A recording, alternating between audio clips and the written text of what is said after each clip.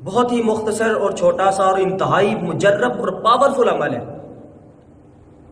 جب بھی کسی کو بھی بخار ہو، گھر کے اندر بخار ہو کسی کو، تو آپ اس کے ماتھے پہ ہاتھ رکھ لیں، پیشانی پہ ہاتھ رکھیں، ساتھ ایک پانی کا گلاس لے لیں اور اس پانی کے گلاس کے اوپر 41 مرتبہ سورہ فاتحہ پڑھیں اور اعوذ باللہ من الشیطان الرجیم کے ساتھ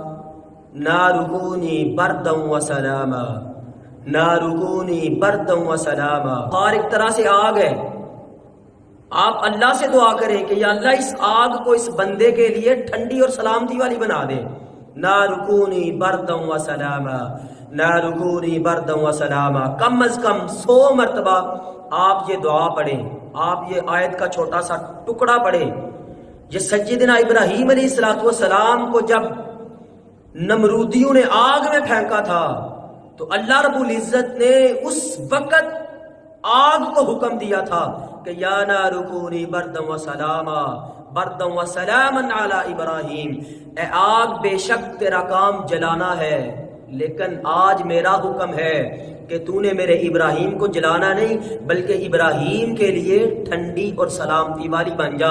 ساری دنیا جانتی ہے اور مسلمان جانتا ہے کہ اللہ تعالیٰ نے پھر اتنی بڑی آگ میں سے سیدنا ابراہیم علیہ السلام کو کیسے محفوظ رکھا تھا۔ تو آپ بخار کے مریض کے سر پہ پیشانی پہ ہاتھ رکھ کے پانی کا ایک گلاس پاس رکھ لیں، بلکہ منہ کے قریب کر لیں، اس کے اوپر 41 مرتبہ سورہ فاتحہ پڑھیں، 100 مرتبہ نارکونی بردم و سلاما، نارکونی بردم و سلاما، نارکونی بردم و سلاما، پھر اینڈ پہ 3 پھونکے مار دیں پانی کے اوپر اور اس پانی کا چھڑکاؤ مریض کے چہرے پہ کریں، 3 چھینٹے ماریں اس کے چہرے پہ، اس کے ہاتھوں پہ چھینٹے ماریں